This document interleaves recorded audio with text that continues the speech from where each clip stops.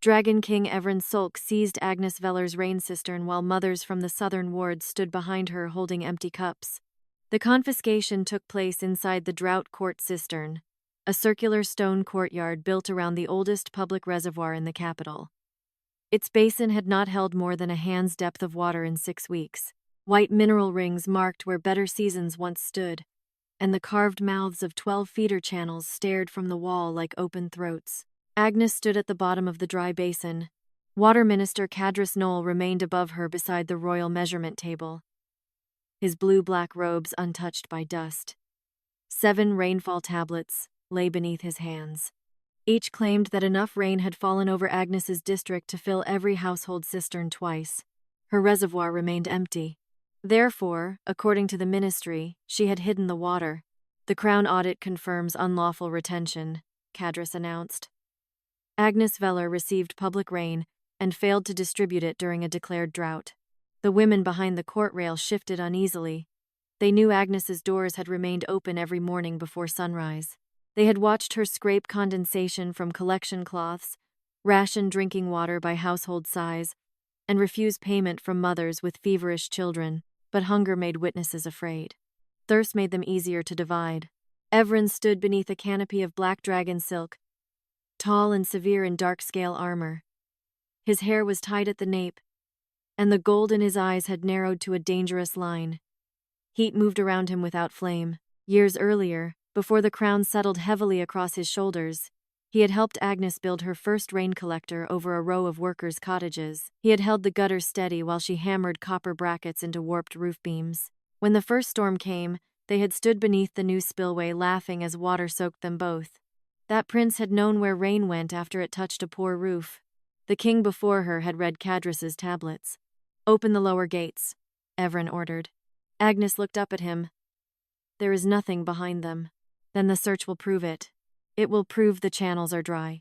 Cadris lifted one rainfall tablet. "The measures show otherwise." The measures were taken above the palace quarter. They were adjusted for district fall.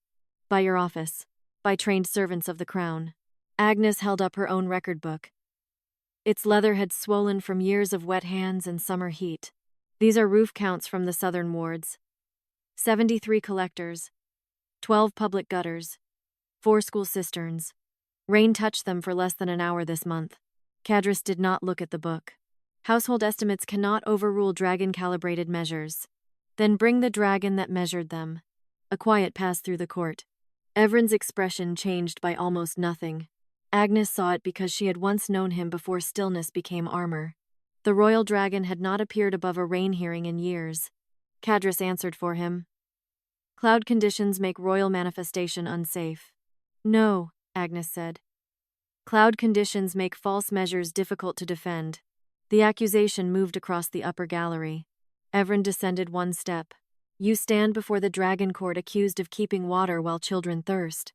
The words struck harder because he knew what drought had taken from her. Agnes's daughter, Lysa, had been 8 when the southern ward valve closed during the last great dry season. Agnes had walked 3 miles carrying the child after the neighborhood wells failed. The palace fountains had still been running when Lysa's breathing stopped. Agnes had not spent the years since asking grief to make her holy. She had built gutters. She had negotiated roof rights, repaired cracked channels, paid masons from her widow's pension, and taught children to cover clay jars before ash storms. Now the same crown that had failed her daughter called that work theft. "My cistern is empty," she said. "Search every stone." Evran's jaw tightened. "If hidden water is found, the penalty is permanent seizure and imprisonment." "And when none is found?" Cadris replied. "The audit remains." Agnes looked at Evran. "That was not my question." He held her gaze. "If none is found, the matter will be reviewed. By the ministry that accused me. By the crown." The crown is standing beside him. One of the empty cups slipped from a woman's hand and broke against the court floor. Evran gave the order. Royal engineers descended into the basin. They opened the lower gates, struck the walls for hollow chambers, lifted inspection stones, and searched beneath the collection floor. They found no water. Cadris did not appear troubled. Evaporation and concealment methods may leave no recoverable volume. Agnes laughed once, without humor. You accuse me of hoarding enough water for 3 districts. Now its absence proves I hid it well. The shortage exists. Yes. And your name appears on the distribution authority. Because I was the one still distributing. Evran looked toward the mothers behind the rail. Their cups remained empty. Political pressure had already turned the hearing into a demand for someone to blame. He chose the answer Cadrus had prepared. By royal authority, the Velar rain system is seized. All cistern keys, roof rights, and feeder permissions transfer to the water ministry. Evran had found an empty cistern and still chosen the man whose tablets required a thief. Agnes removed the copper key ring from her belt. There were 17 keys, each shaped for a different public gate. She climbed from the empty basin and placed them on the measurement table. Evran looked at the worn copper. You will leave the cistern district before nightfall. My house stands beneath its main collector. The ministry will assume control. Then tell them the western roof sags under heavy rain. Cadrus said. There is no rain forecast. Agnes looked toward the white sky. There has been rain. A shadow crossed the courtyard. Then another. The court lifted its face. High above the palace, silver shapes moved inside cloud that had not existed moments before. Long bodies formed from vapor and pale lightning. Wings opened across the sun without beating. Cloud dragons. Not royal beasts.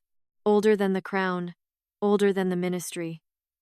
Older than every stone channel in the city. They did not answer blood. They remembered where rain had been promised to fall before Dragon Law redirected it. Cadrus stepped away from the measurement table. That formation is impossible.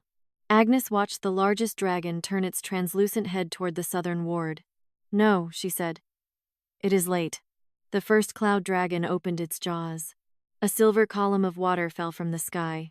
It did not strike the royal reservoir. It passed over the palace roofs and crashed onto Agnes's small house beyond the court wall. Her copper collector rang beneath the force. Gutters overflowed.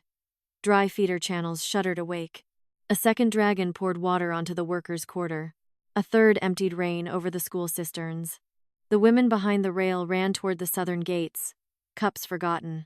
Water streamed across the drought court in narrow, shining lines. It followed old channels, slipped beneath sealed stones, and reappeared in places no public map recorded. The returning rain did not accuse. It traced the route it had been forced to travel. The cloud dragons did not judge theft. They remembered promised fall, forced channel, and diverted flow. One silver current curved away from Agnes's basin and disappeared beneath the noble gardens. Another ran beneath the royal forge. A third struck the base of Cadrus's measurement table and lifted a hidden black seal from the stone. Evran stared at the diversion map forming around his boots. Agnes looked at the water her district had been denied. It had never been stored in her cistern. It had been flowing beneath the court. The water had not returned to accuse Agnes. It had returned carrying the route someone had carved beneath her. Silver streams crossed the drought court in clean, narrow lines. One curved toward the noble gardens. Another descended beneath the royal forge. 3 smaller currents vanished under ministry stones before reappearing near fountains that had never stopped running. Agnes stepped into the water. She watched how it divided at each buried junction, how quickly it moved, and where the pressure weakened. The cloud dragons circled above the court, but they offered no judgment. They had restored the remembered path. Reading it belonged to her. Cadrus Knoll recovered his voice. Emergency drought channels are lawful. The ministry may redirect water toward priority sites when public stability is threatened. Agnes followed one silver line to the edge of her basin. Not before public ward allocation. The forge supplies weapons, roof iron, and grain tools. And the noble gardens? Cooling vegetation lowers heat across the palace quarter. While children in the southern wards drink from cooking pots. Cadrus looked toward Evran. The roots are harsh, Majesty, but necessary. A drought does not permit equal distribution. It requires strategic survival. Evran stared at the map forming around his boots. What authorized these channels? The Emergency Water Code. That grants temporary diversion after district notice. Notice was recorded. Agnes turned toward him. Not at my basin, Cadrus replied. The ministry does not require the consent of a local keeper when the crown declares priority need. It requires acknowledgement from the Public Gate Authority. You were the Public Gate Authority, and I acknowledged nothing. Evran looked at the 17 copper keys on the measurement table. Bring them. A court officer carried the ring down to Agnes. She selected the first key, narrow at the teeth and worn along one side. Southern feeder gate. The second was heavier. Workers' roof channel. She continued until all 17 lay in a row along the basin wall. Every public gate in my system opens inward from the cistern side, she said. If I had diverted water, these keys would show pressure wear along the inner teeth. Evran picked up the southern feeder key. The outside edge was scraped bright. Agnes held out her palm. Someone locked the gate from the ministry side. Cadris said, Pressure may reverse during drought. Water pressure does not turn iron. She showed them 3 more keys. All carried the same outer scoring. The gates had not failed. They had been closed against her. Evran looked toward the current disappearing beneath the measurement table. Lift the seal. 2 engineers knelt beside the black mark the rain had exposed. They removed a circular stone from the court floor and found a sealed gate mechanism beneath it. The black disc bore a narrow dragon claw wrapped around a water line. The mark of the Water Ministry's emergency gate office. Cadris did not deny it. That office regulates every wartime and drought diversion in the capital. Then open the record attached to this gate, Evran said. The record is held in the ministry archive. You brought 7 rainfall tablets to condemn Agnes? You brought no diversion register? The hearing concerned concealed storage, not emergency routing. Agnes looked at the empty basin. A dry cistern should have cleared her. In Cadris's court, it only made her a better criminal. The youngest court recorder hesitated, then entered the sentence. Cadris's expression sharpened. Widow Veller is not qualified to interpret ministry infrastructure. I helped lay the southern channels, under royal supervision, before your office shortened the feeder route. Evran looked at her. Shortened? Agnes pointed toward the waterline beneath the forge. The original channel turns east after the school cistern. This one turns north before it reaches the district. Can you prove when it changed? The pressure can. She took a piece of chalk from the measurement table and marked the height of the water against 3 court stones. The Noble Garden line moves faster than the southern feeder because its descent is newer and steeper. It was cut after the public system was built, Cadris said. Improved channels often replace inefficient ones. Then why was the old route left open on public maps? To preserve historical reference. To preserve my liability. The water reached the forge outlet. Steam rose beneath the courtyard as the hidden current met overheated stone. A deep vibration passed through the ground. Agnes listened. The forge has been receiving more water than its cooling basin can hold. Evran's face hardened. How much? Enough to keep the furnaces running through every declared shortage. Cadris answered. The royal forge cannot be allowed to fail. No, Agnes said. So the ministry allowed neighborhoods to fail first. Evran looked toward the palace fountains beyond the court wall.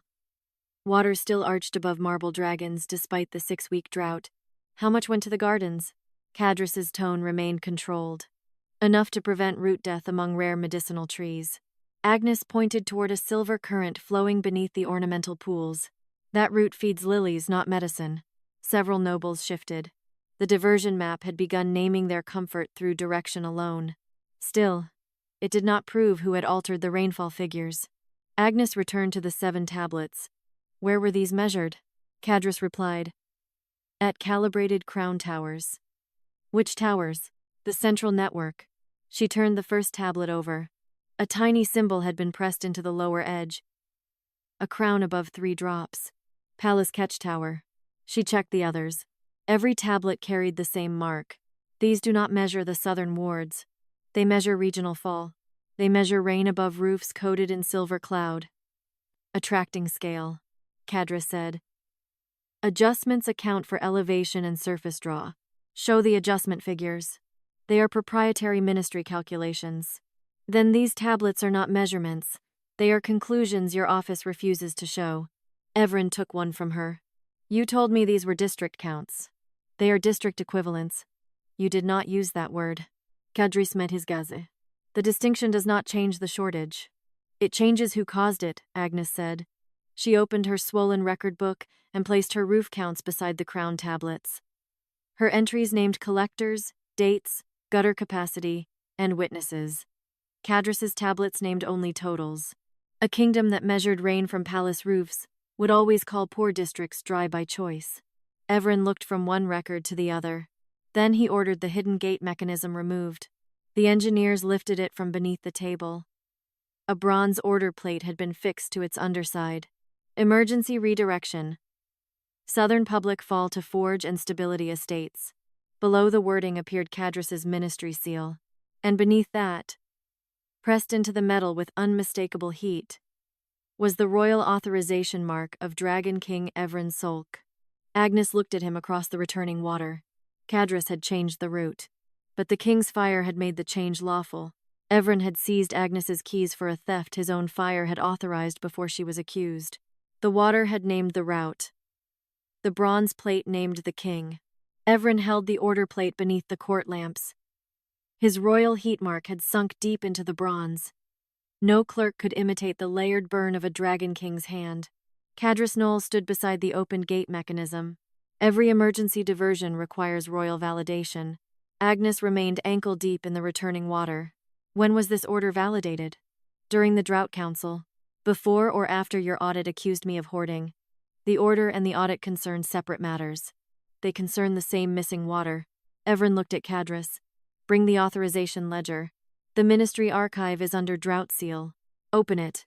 Majesty, the ledger contains defense allocations, forge capacity, and noble stability agreements. The southern wards were denied water under my mark. Open it. 2 guards crossed to the ministry cabinet in the eastern wall. Cadrus surrendered the black gate key only after Evran held out his hand a second time. Emergency authorizations were recorded on thin bronze leaves designed to survive heat and flooding. Each plate carried the request, stated need, submitting office, and royal validation. Cadrus reached for the stack. Evran stopped him. Agnes reads first. A small change passed through Cadrus's face. Not fear. Calculation. Agnes opened the top leaf. Emergency redirection from Southern Public Fall. Submitted by the Water Ministry 14 days before the audit finding. You diverted the district's water before you claimed the district had received it. The ministry anticipated a critical shortage. You anticipated the evidence you later used against me. The shortage was real. The route made it real. Evran read the next entry. Forge priority. City defense continuity. Cadrus inclined his head. The Royal Forge supplies weapons, roof braces, irrigation fittings, grain tools, and dragon chain. If its furnaces fail, the drought becomes a military crisis. Agnes turned toward the steaming forge line, then opened the cooling logs. Forge records belong to the War Treasury. The water came from a public system. Its use belongs in this hearing. Evran ordered the logs brought. The forge master arrived with 2 bound volumes. The first pages listed roof iron and well fittings. Then, the totals changed. War-scale breastplates for House Orel. Ceremonial heat armor for the Vascan hunting guard. Dragon-resistant carriage plating for 3 noble estates. Private blade contracts marked urgent because buyers had paid drought premiums. Agnes followed the water columns. The forge used 6 times the cooling allocation named in the emergency order. Cadrus answered. Private contracts kept the furnaces financed. Without noble payments, public production would have stopped. You used public water to complete private armor, to preserve industrial capacity. Evran turned a page. How much served the city walls? The forge master hesitated. Less than 1/4. And grain tools? Less. Cadrus remained composed. Noble contracts fund defense readiness. Agnes closed the volume. The order did not steal water with buckets. It stole it with priority language. Evran opened the garden routes. The destination was not recorded as noble gardens. It was recorded as stability estates. What defines a stability estate? He asked. A property whose failure would disrupt food supply, medicine, heat balance, or political continuity. Agnes read the attached list. The Palace Lily Court, Lord Theron's Moonvine Terraces, the Regent Widow's ornamental pools, 3 embassy gardens. 1 estate grew medicinal trees. The others maintained decorative waterworks and imported cloud flowers. A title broad enough to hide comfort, Agnes said. Comfort among governing houses prevents panic. Thirst among poor houses creates obedience. Cadrus's expression sharpened. I did not create the drought. No. You created a system in which drought became profitable. The forge earned premiums. Noble estates retained their gardens. The ministry gained emergency authority. Agnes's empty cistern became the proof required to remove the keeper who could compare public roof counts against palace measurements. Evran read deeper. His heat mark appeared on each diversion plate. Not once. 9 times. All pressed on the same day. He remembered the drought council, sealed reports, forge warnings, border maps, and cadres saying delay would cost lives. Evran had been preparing to leave for the western frontier. He had authorized emergency measures before the council ended, but he had not read 9 completed diversion orders. He had signed blank bronze plates warmed enough to receive his mark. Agnes saw recognition settle into his face. What did you validate? Cadres answered first. Emergency capacity. Evran looked at him. You brought me unfilled plates. You authorized the ministry to respond quickly. I authorized measures within the code. The code permits priority routing. After notice, district review, and recorded public need. Those steps may be completed by delegated authority.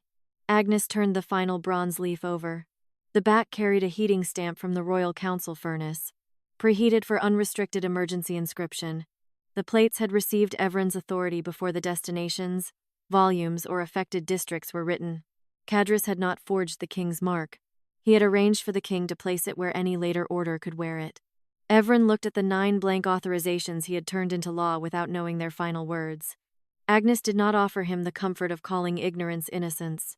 The ministry did not steal your fire, she said. You gave it a signature before asking what it would command. The oldest plate darkened as the returning water cooled its underside. Letters appeared beneath the emergency wording. Original destination withheld until post-validation entry. Below that, Southern Ward diversion approved before local notice. Evran's mark had not been copied. It had been given in advance. The question was no longer whether Agnes had hidden water. It was who had built a kingdom where thirst could be sold before it arrived. Evran had not signed the theft after Agnes was accused. He had signed the door that allowed the theft to be written later. The 9 bronze plates lay across the measurement table, each carrying his heat mark beneath words added after his hand had left them. Open the Drought Council minutes, he ordered. Cadres Knoll folded his hands inside his blue-black sleeves. Those records are sealed for public stability. Agnes looked from the water minister to the empty basin behind her. Public water cannot be sealed from the public. The minutes contain border weaknesses, forge capacity, and emergency supply discussions. They also contain the decision that emptied 12 wards. Cadres turned toward Evran. Majesty, ministers must be able to speak freely during crisis. If every emergency discussion becomes evidence in a public hearing, caution will replace speed. Evran's eyes remained on the blank authorizations. Speed already replaced review. The Drought Council records were kept inside a fireproof chest beneath the eastern dais. Cadres held one key. The crown held another. Evran opened his lock with a narrow line of heat. Cadres unlocked the second. Inside lay 3 bound volumes wrapped in black watercloth. Agnes did not reach for them until Evran moved the first volume toward her. Cadres objected at once. She has no council standing. She had standing enough to lose her district under its orders, Evran said. She reads. Agnes opened the minutes to the day the blank plates had been heated. The record began with forge alarms. Cooling reserves projected to fail. Border readiness threatened. Armor production at risk. Grain credit dependent upon uninterrupted noble contracts. Every warning had arrived before the council through Cadres's ministry or the royal treasury. Halfway down the page appeared the request. Unrestricted emergency inscription authority. Agnes read the line aloud. Cadres answered before she could ask. The request allowed the ministry to act while conditions changed. It allowed destinations to be written after Evran's mark was already on the order. It prevented delay. It prevented scrutiny. Evran remembered the meeting. Western border maps had covered the council table. Red pins marked roads where raiders might strike if supply lines weakened. The forge master had warned that one failed cooling channel could stop production across the capital. Cadres had placed the warmed plates beside Evran's hand. Not one completed order. Only urgency. You said the destinations were still under review, Evran said. They were. You said public notice would follow before diversion. It was intended to. Agnes turned to the notice register. Emergency law required 3 records before public water could be redirected: district posting, basin acknowledgement, and a replacement ration schedule. The southern wards had none. No notice had been posted at the cistern. No acknowledgement carried Agnes's signature. No household ration plan had been prepared. There was only one ministry entry, added 6 days after the water began moving. Notice delayed to prevent public disorder. Agnes placed the register beside the minutes. You did not warn the wards because you feared what thirsty people would do. Cadrus's voice remained calm. Panic empties wells faster than drought. So you emptied them quietly. The channels were redirected to preserve the city. You preserved the city from knowing what had been taken. Evran turned to the council clerk. Who approved the delayed notice? The clerk lowered his eyes. The water ministry entered the delay under delegated emergency authority. After my plates were marked.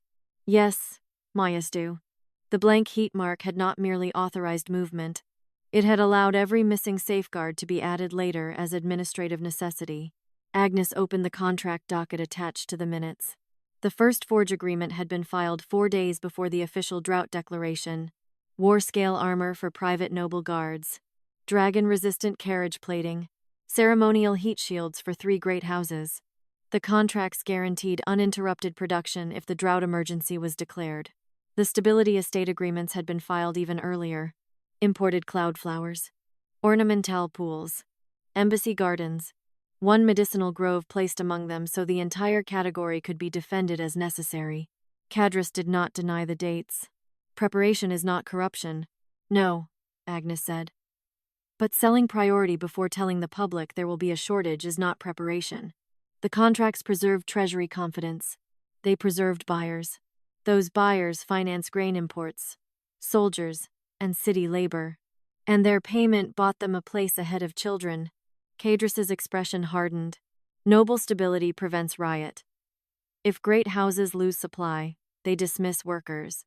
If embassies fail, alliances weaken. If the forge closes, the crown loses defense capacity. A kingdom cannot distribute water according to sentiment. Agnes closed the docket. My daughter was not sentiment. The court became still. She did not speak Lysa's name again. She did not need to. A kingdom does not become cruel when wells run dry, Agnes said. It reveals which mouths it counted first. Evran looked at the dates. The contracts had been prepared before the drought declaration. The blank plates had been marked the same morning. The public notice had never been issued. Agnes had been accused only after the diverted water left her basin empty enough to make the charge believable. Cadrus had not needed to create the drought. He had needed the power to decide who would profit from its arrival. Evran opened the final page of the council record. Cadrus's request for unrestricted inscription carried a second recommendation beneath it. Blank royal validation advised to protect contract continuity, forge readiness, and stability credit. It was not signed by the water ministry. The signature belonged to the royal treasurer, the man who had placed the border losses, grain debts, and forge alarms before Evran until signing quickly had looked like the only responsible choice. By midday, the royal treasurer's chair stood empty while his signature remained open before the court. Evran sent riders to find him and ordered the treasury annex sealed. No contract clerk, forge accountant, or water registrar could leave the palace grounds. Cadrus Knoll watched the doors close. You risk collapsing grain credit over administrative timing. Agnes turned the final council page toward him. Administrative timing is what you called taking the water before warning the people. The Treasury recommendation did not name your basin. It authorized blank plates that later named it. That responsibility belongs to the completed order. And who was allowed to complete it? Cadrus did not answer. Royal Treasurer Oris Ven entered the drought court before sunset. He was an older man with iron-gray hair, a narrow frame, and the measured calm of someone accustomed to converting suffering into columns. He bowed to Evran. I came as soon as the western gate released me. You departed before the hearing ended, Evran said. I departed before the weather changed. The weather did not expose your signature. The records did. Oris looked toward Agnes, then toward the open council volumes. Those minutes are sealed. Not anymore. A warning entered the treasurer's expression. Majesty, the agreements beneath those recommendations secure grain shipments, army wages, and border debt. If noble lenders believe their emergency priority can be stripped during public pressure, they will withdraw credit before the next harvest. Agnes stepped closer to the treasury docket. So water was collateral. Oris regarded her as if she had entered a discussion above her station. Water priority protected the institutions capable of keeping the city alive. The southern wards are part of the city. They are beneficiaries of Crown stability. We received an empty cistern, because resources were directed where collapse would spread fastest. Agnes opened the payment register attached to the contracts. Each stability estate had paid a continuity fee. Forge clients paid drought premiums. Noble houses paid for guaranteed classification reviews. The money was divided between the Water Ministry, the Forge Reserve, and the Royal Treasury, not hidden bribes. Recorded income. The system did not need corruption in dark rooms. It had made profit lawful enough to enter the king's accounts. What did the treasury do with these fees? Agnes asked. Oris replied. Purchased grain futures, maintained border supply, and prevented default on the Western defense loans. Evran's Haza hardened. My war debt. The Crown's defense obligation. You used diverted public water to service it. We used emergency revenue created by priority contracts. Agnes looked at Evran. The language changes. The source does not. Oris folded his hands. Without those contracts, grain merchants would have raised prices or withheld shipments. The forge would have dismissed workers. The nobles whose estates maintain hundreds of servants would have reduced employment. Hard decisions preserved more lives than equal distribution would have. Did you count them? Agnes asked. Count whom? The lives you preserved. Oris hesitated. Economic preservation cannot be measured household by household. But missing water can? Cadris interrupted. This hearing concerns the current drought, not treasury philosophy. Agnes moved to the basin account book. The Southern Cistern Fund had been charged an emergency redistribution fee on the same day its feeder gates were locked. You billed my district for moving its own water away, Oris said. All districts contribute to emergency infrastructure. We paid for the gate that closed against us. The assessment was automatic. Then cruelty has learned to collect fees without anyone needing to order it. Evran took the account book from her. The charge carried the Royal Treasury stamp. Beneath it, the southern wards were listed as having received full rainfall allocation before adjustment. That false entry allowed the Treasury to collect distribution taxes on water the district never saw, Cadris said. The rainfall equivalent was calculated from the palace network. The same network Agnes proved did not measure her roofs, Evran replied. Oris turned to Cadris. You assured the Treasury the district figures were verified. They were ministry, certified. From palace catch towers. Adjusted for regional fall. Agnes placed her roof count book beside the account. Your office called an estimate delivery. His office taxed it as water. Then both of you used the empty basin as evidence against me. Neither man denied the sequence. Evran ordered every current drought contract frozen pending review. Oris's restraint finally broke. Majesty, lenders will treat that as default.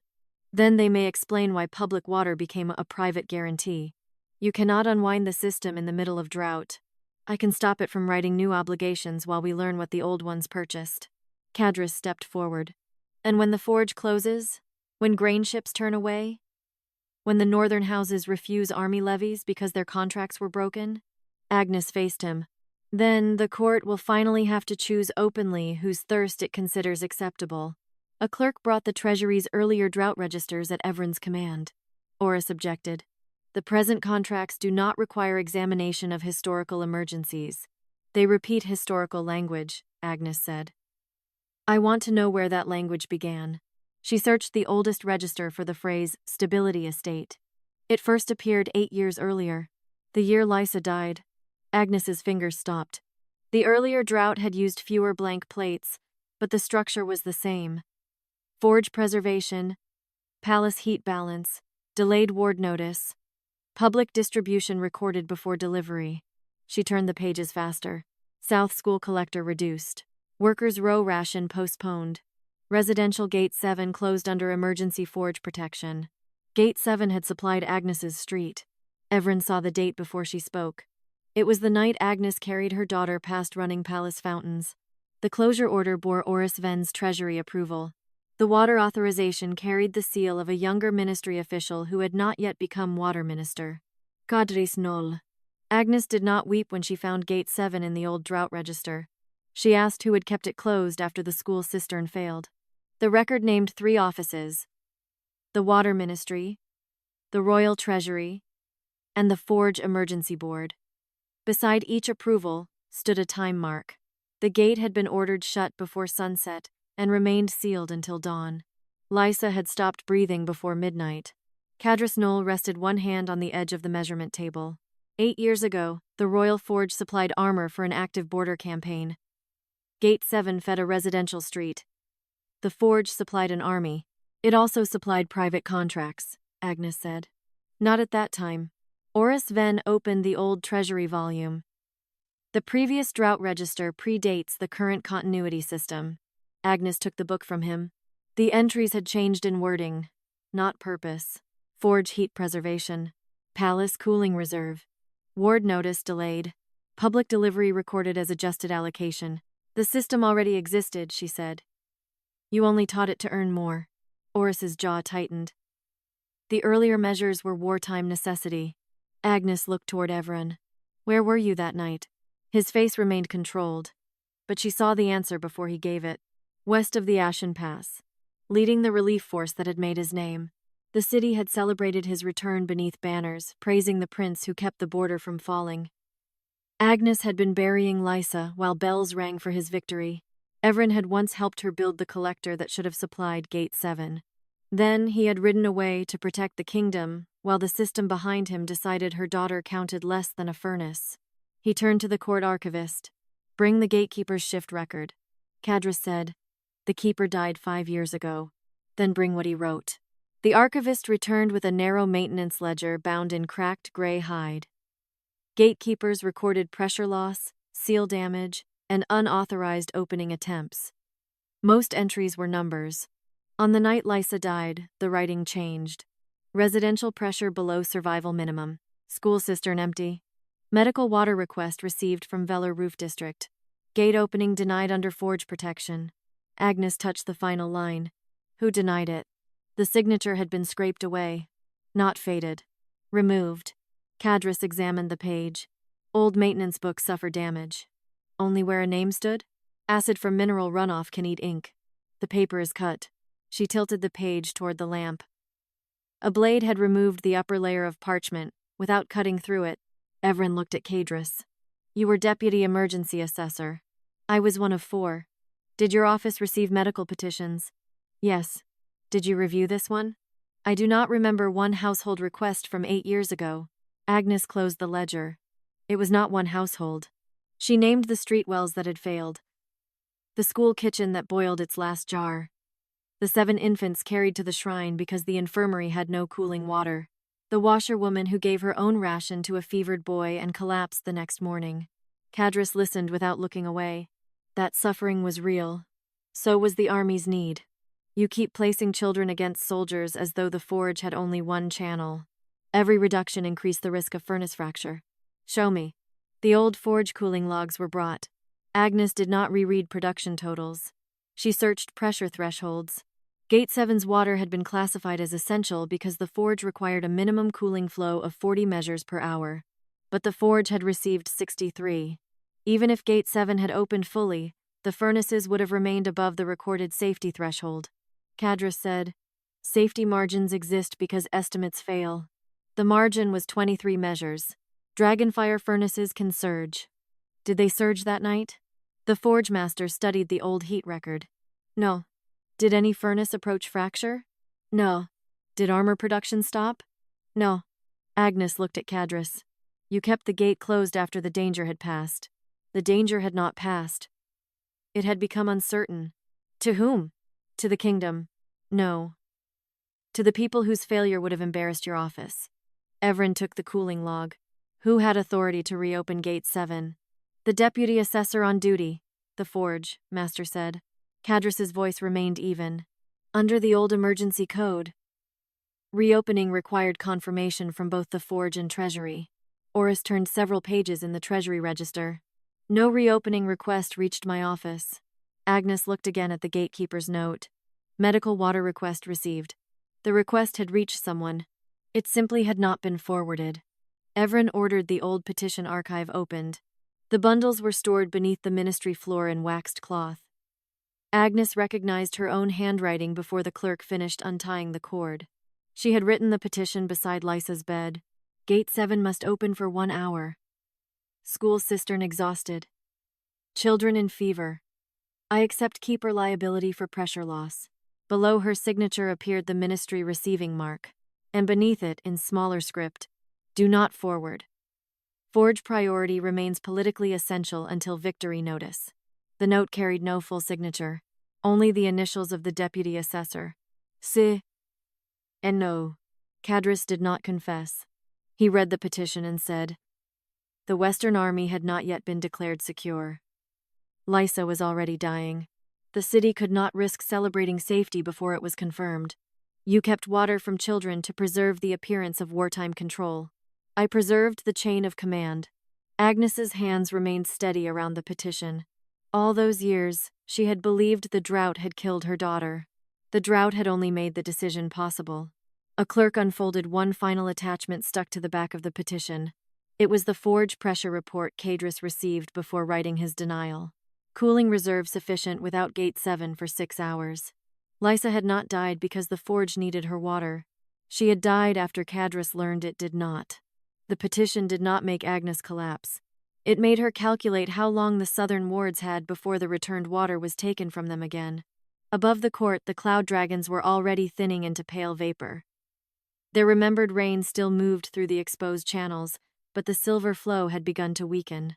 Once the sky cleared, the ministry could close the hidden gates, restore the diversion plates, and call every route revealed that day a temporary anomaly. Cadris Knoll understood the same thing. He turned to the royal engineers. Reseal the emergency channels. The forge line must be stabilized before pressure falls. Agnes looked at Evran. You heard what Gate 7 cost? Evran still held the old pressure report. I heard it. Then stop him. Cadris answered before the king could. The historical petition does not suspend current emergency law. The capital remains in drought. Uncontrolled flow will fracture the lower aqueduct. The lower aqueduct was built to carry 3 times this volume, before southern maintenance declined. I maintained it. You maintained local collectors. The Crown maintains the main line. The Crown sealed it. Engineers descended toward the black gate mechanism. One carried a fresh ministry plate. Another brought heated rivets. Agnes crossed the court and gathered her 17 keys from the measurement table. Cadris lifted his hand. Those keys are Crown property under seizure. They opened public gates before your office renamed them. The seizure remains lawful until formally reversed. Evran looked at him. No new seal is placed until this hearing is complete. Cadris's expression hardened. Majesty. Delay risks. Forge shutdown. The forge has 6 hours of reserve. That figure is 8 years old. Then produce today's pressure log. Cadris did not have it in the court. The pause was enough. Agnes descended into the basin and moved toward the southern wall. The returning water had exposed a thin bronze seam beneath the lowest feeder mouth. She inserted the first key. It turned halfway. The second entered a hidden lower lock. The third released a pressure tooth behind the stone. Cadris stepped to the basin edge. Stop her. The guards looked toward Evran. He did not give the command. Agnes continued. 17 keys had never opened 17 separate gates. Together, they formed a sequence. Each public keeper was taught only her own district order, but Agnes had rebuilt so many damaged collectors that she had learned how neighboring locks answered one another. The southern feeder shuddered. Water struck the closed gate from behind. The sound was not thunder. It was pressure denied for too long. Agnes placed her palm against the bronze seam. The public channels are open, she said. Something else is holding the water. An engineer examined the wall. There is a royal aqueduct seal beneath the feeder gate. Cadris replied. Installed under emergency authority. After the drought declaration? Agnes asked. No one answered. The engineer scraped away mineral crust. The seal was older. Its edges carried repairs from the drought 8 years before. Gate 7 had not simply been closed for one night. The royal restriction had remained embedded in the system. allowing the ministry to reduce southern pressure whenever forge demand rose. Agnes took the heaviest key from the ring. Evran recognized it. He had forged that key himself when he was still a prince, shaping the copper tooth while Agnes corrected his measurements. "That key will not open a royal seal," he said. "I know." She inserted it beneath the seal plate and pulled. The copper bent. Cadrus's voice sharpened. "Breaking a royal aqueduct seal is an attack upon crown infrastructure." Agnes braced one foot against the wall, then recorded accurately. The seal did not move. Evran descended into the basin. For one dangerous moment, Agnes thought he had come to take the key from her. Instead, he examined the plate. "The upper rivet carries dragon heat. Your house installed it. My father's reign. Your crown kept it," Cadrus called down from above. "Majesty." "She is attempting treason in open court." Agnes looked at Evran. "Your law can try me after the wards drink." The words settled between them. Years earlier, under the first rain collector, he had promised that no palace order would ever come before a thirsty child if he could prevent it. Then he became king and learned to trust systems that made children invisible. He did not apologize. He stepped away from the seal. Agnes understood the permission for what it was.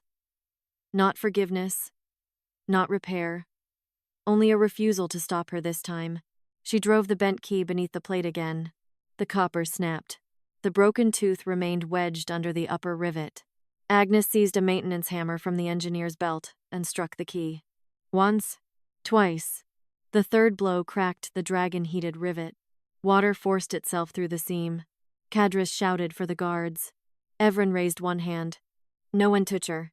The statement cost him the obedience of half the upper gallery. Nobles began speaking at once about royal infrastructure, forge risk, and public panic. Agnes struck the lower rivet. The aqueduct seal tore free. Water exploded through the feeder mouth and threw her backward across the basin floor. Evran caught her before her head struck stone. For a breath. His arm remained around her waist. Heat against her wet clothes. His face closer than it had been in years.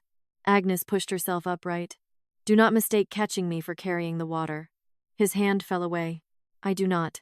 The southern channel filled. Agnes used the remaining keys to open the district gates in sequence. School cistern first. Workers' row second. Infirmary roofs third. Residential gate 7 last. She did not restore her own house first. Beyond the court walls, bells began ringing from the public collectors as water reached them. Not celebration. Signal. 1 bell for flow. 2 for drinkable pressure. 3 for public access. The first southern tower rang 3 times. Then another answered. Then another. Cadrus watched the district come back to life through a system Agnes understood better than the ministry that had seized it. "You have disrupted crown priority," he said. Agnes stood in the rushing water with half her key broken and the old seal at her feet. "No. I restored public order before asking whether the crown approved." A court officer lifted the torn aqueduct plate. Its hidden underside carried a maintenance authorization renewed every year since Lysa's death. The most recent renewal was dated 3 months earlier. It bore Cadrus's seal, and beneath his seal was a second instruction. Maintain southern restriction until public cistern authority can be permanently transferred. The district bells had not finished answering one another when 3 black ministry wagons entered the southern square. They carried no water. They carried clerks. Each clerk wore the gray sash of civic reassignment. Each wagon bore the same notice. Public Cistern Transition Office.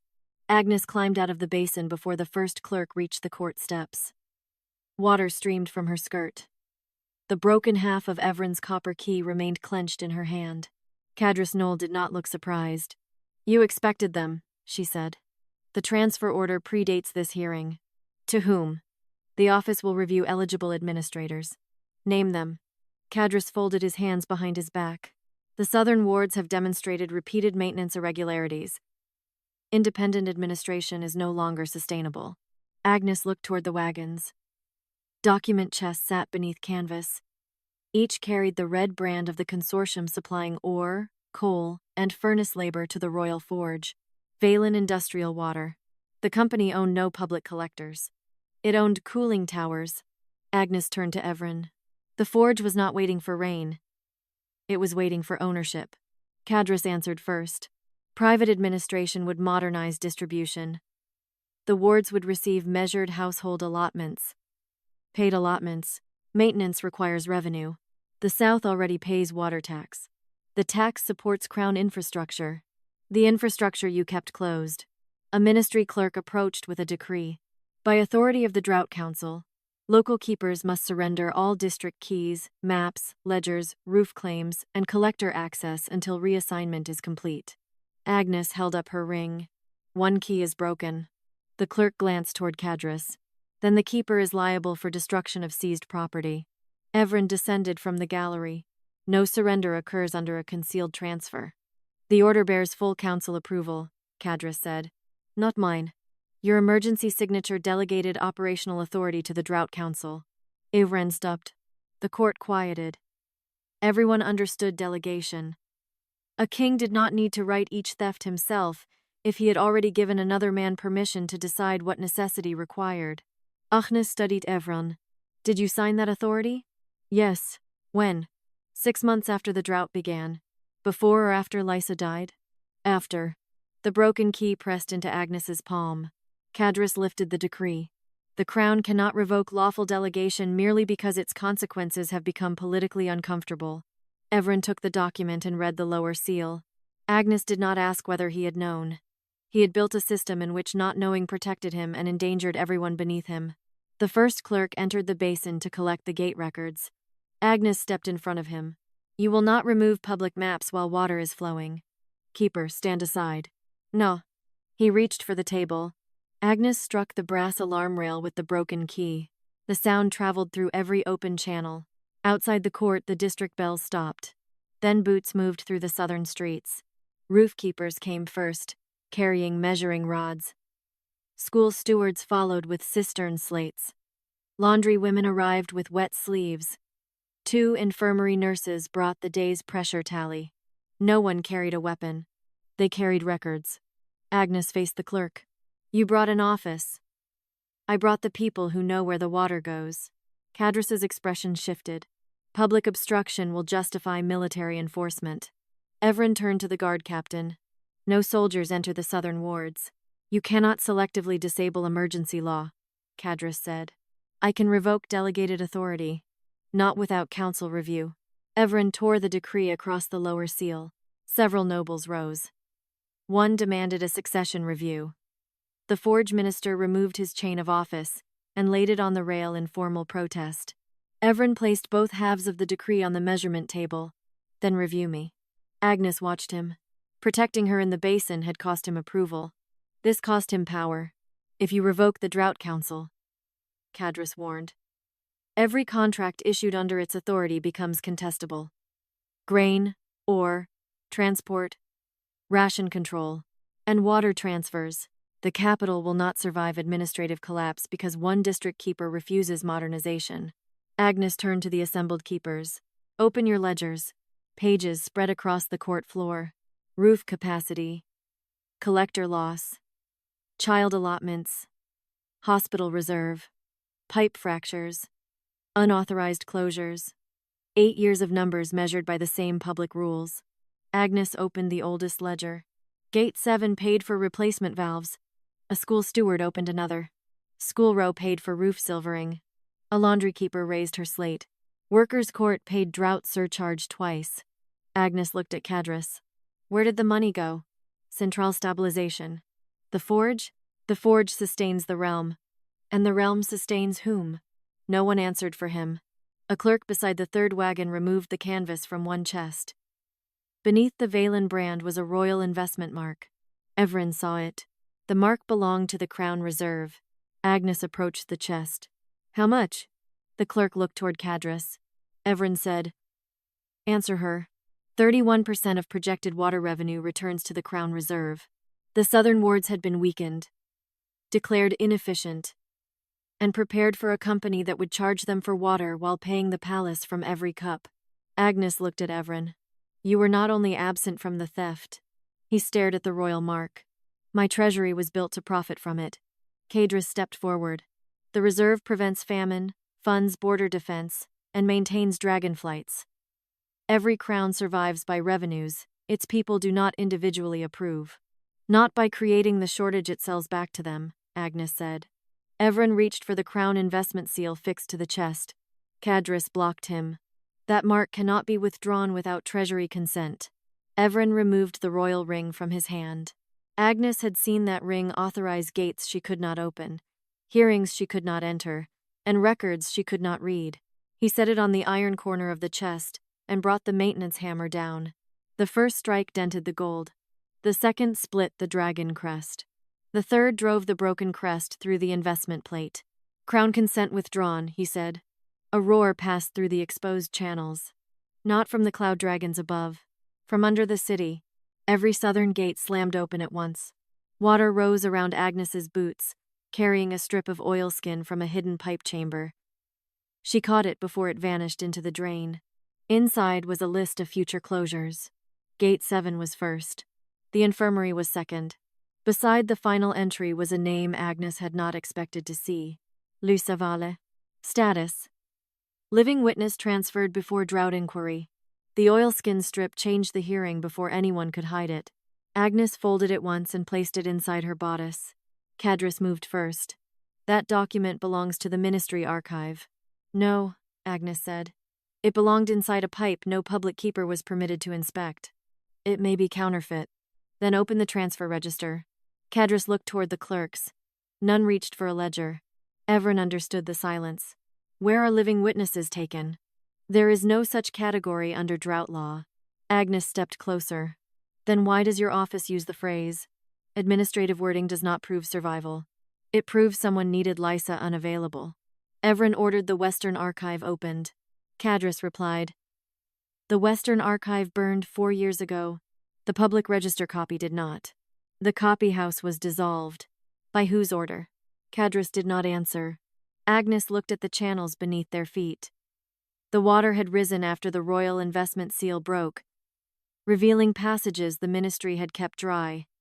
One overflow route ran west beneath the court. She remembered Lysa teaching her how old cities lied. Never trust the newest map. New maps show what rulers want maintained.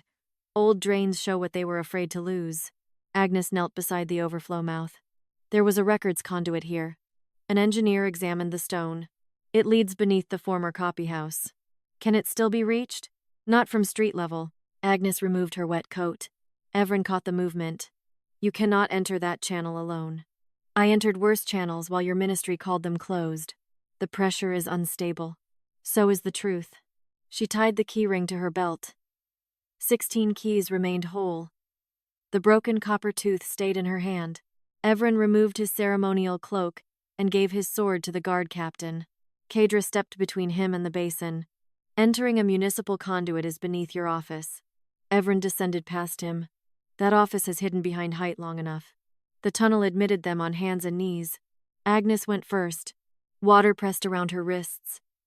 Behind her, stone scraped Evran's shoulders whenever the passage narrowed. You built these? He asked. Public keepers repaired them. That was not my question. Your grandfather's labor words built them after the second drought. The tunnel ended at a brick wall. Agnes ran her fingers over the mortar. One section had been resealed with forged slag. Recent work.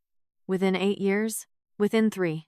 She inserted the broken copper tooth into a narrow gap and twisted. The slag cracked around a hidden latch. Evran stared at the key. I made that tooth badly. You made it too soft. You told me. You argued. I was 19. You remained wrong longer. Agnes pulled the brick panel inward. Cold air moved through the opening. Beyond it lay shelves wrapped in oilcloth. Transfer orders filled 3 walls. Each bundle bore a district number and a witness classification. Living witness. Relocated witness. Deceased before inquiry. Agnes found gate 7. Lysa's file contained no death certificate. It contained a transport authorization dated 2 days after Agnes had been told her sister's body was unrecoverable. Destination: North Furnace Infirmary. Evran read over her shoulder. That infirmary closed before the drought. The public infirmary closed. A second line had been added below. Crown Labor Ward retained beneath forge level. Evran reached for the file. Agnes pulled it away. You do not hold this first. I need the authorization seal. You need to remember what happened the last time the Crown held her record. He lowered his hand. Agnes read the signatures. Cadrus had approved the transfer. The Royal Works Minister had confirmed the destination. Beneath both was Evran's emergency mark. Not his full signature, his delegated mark. Agnes turned the page toward him. You authorized movement of witnesses. I authorized protected relocation during civil unrest. You authorized a phrase. I did not know it meant imprisonment. You made not knowing lawful. His face did not defend him. Yes. The answer hurt more than denial would have. Bootsteps struck the tunnel. Cadrus entered with 4 ministry guards. The archive is under emergency protection. Surrender the files. Evran stood between the guards and Agnes. You told the court this place burned. The public archive burned. These records concern Crown continuity. They concern citizens removed before they could testify. Witnesses were relocated because accusations against water policy would have caused riots. Were they alive when transferred? Agnes asked. Cadrus looked at her. Some. Luisa? He did not answer. Agnes held the file above the running water. Call them forward, and this record disappears. You would destroy proof of your own sister. I would destroy your control of it. Evran turned to the guards. Leave. They remained still. Cadrus said. They serve emergency authority. Evran removed the chain of kingship and placed it on the floor. Then decide whether you serve a delegated office or the crown that created it. The eldest guard unfastened his gray sash. The others followed. Agnes did not wait. She took every Gate 7 file and pushed past Cadrus into the tunnel. By the time they returned, night had settled over the southern wards. Collector bells still rang. Water continued to move. Agnes spread the files across the public table. Open the north furnace. The forge minister shook his head. There is no lower ward. She placed Lysa's transport order before him. Then explain why your seal fed prisoners into it. Evran faced the council. Shut down the royal forge. The minister went pale. That will ground every cloud dragon before dawn. Then they will rest. It will leave the capital undefended. Evran looked at Agnes. How long to divert cooling water safely? 4 hours if your engineers obey public keepers. He turned back. You have 4. Cadrus smiled for the first time that night. Shut the forge and you will not find Lysa Vale. Agnes studied him. You know where she is. I know what the lower ward was built around. Below the city, a metallic sound traveled through the pipes. Not a gate. A chain being drawn through stone. Cadrus looked toward the western floor. The furnace was never only cooling metal, he said. It was keeping something beneath the prisoners asleep. The western pipes ruptured before the forge bell could sound. Steam burst through the lower court grates. Engineers ran for the pressure wheels, but Agnes ordered them away from the ministry controls. Use the public sequence, she said. School line first. Infirmary second. Bleed the forge last. The chief engineer hesitated. Evran looked at him. Obey her. For 4 hours, the capital learned what the crown had refused to learn in 8 years. Water could be shared without starving the forge, provided the forge was no longer permitted to take first. Agnes directed the diversion from the southern basin. Every keeper called pressure by bell. Every district answered with its own measurements. No one waited for the palace to approve the next movement. At the final bell, the royal furnace dimmed. The cloud dragons settled across the towers, silver gray in the dawn. Then the western floor split. A stair descended beneath the forge. Agnes took Lysa's file and went down. Evran followed without crown, sword, or ceremonial chain. 2 public keepers, the eldest guard, and the royal physician followed. Cadrus was brought last, his hands bound with the gray sash his own guards had removed. The ward smelled of wet iron. Cells lined the passage, but most stood empty. Names had been scratched into the doors, then scraped away. Beneath the last furnace chamber, they found 6 living prisoners. 3 were too weak to stand. 1 had forgotten his district. 1 still repeated the pressure count he had been arrested for reporting. The 6th woman sat beside a black cistern with both palms against its metal wall. Her hair had gone white. A burn scar crossed her throat. Agnes stopped breathing. The woman turned at the sound of the keys. Not toward Evran. Toward the smallest copper key on Agnes's ring. You kept the 7th tooth, she said.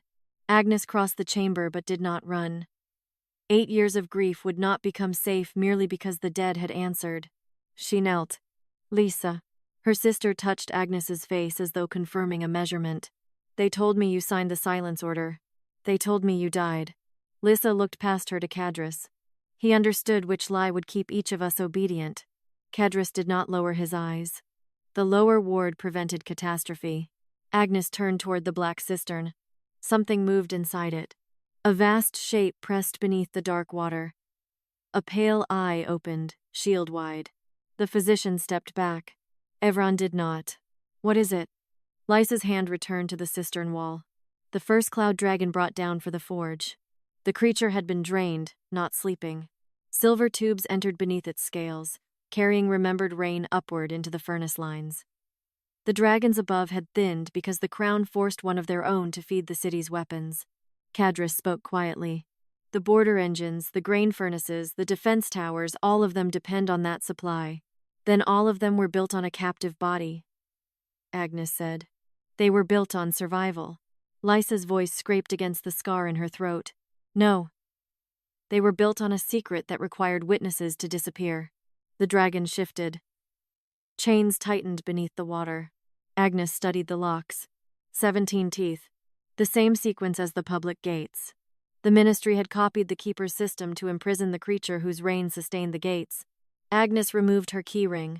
Evran caught her wrist, then released it at once. If opening this chamber floods the forge, it will. How much of the lower city? Enough to destroy the royal works. Cadrus stepped forward despite the guard's grip. And without the works, thousands lose heat, wages, protection. Agnes looked at him. That is why you should have built a system that did not require a prisoner. She began inserting the keys. Evran faced the engineers gathered at the stair. Evacuate the lower works. Open the eastern spillway. Move every laborer above the second terrace. The forge minister stared.